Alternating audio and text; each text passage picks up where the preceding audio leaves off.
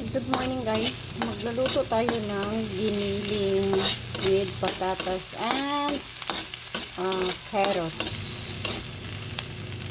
Yan, nakagisa na ako ng sibuyas at bawang. Susunod na natin ang ating giniling. Susunod guys ang ating giniling.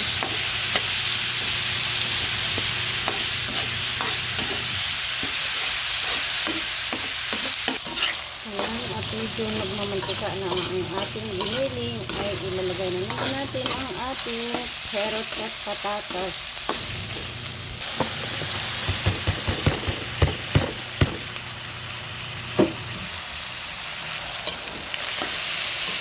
Mitos-mitos lang natin yan guys.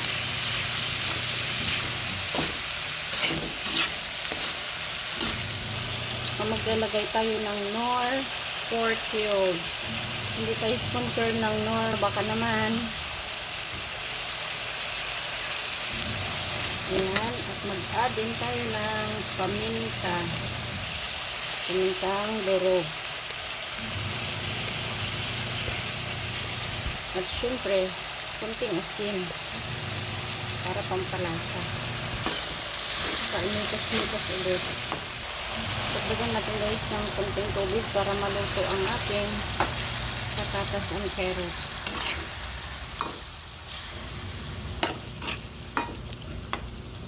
Yan, at lagyan natin ng takip. Ayan guys, at medyo malambot na ang ating patatas. Kailangan lang nating durug-durugin ng kaunti para lumapot. Kasi hindi tayo gagamit ng tomato sauce. Ganyan lang siya guys. Hanggang madurog yung ibang mga patatas.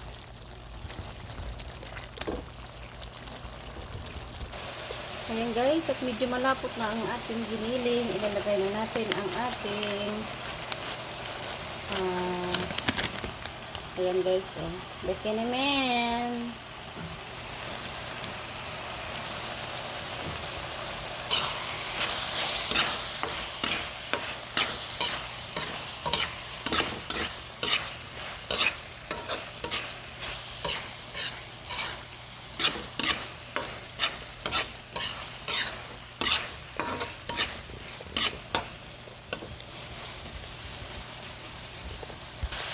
Guys, luto na ang ating arroz ala cubana without banana.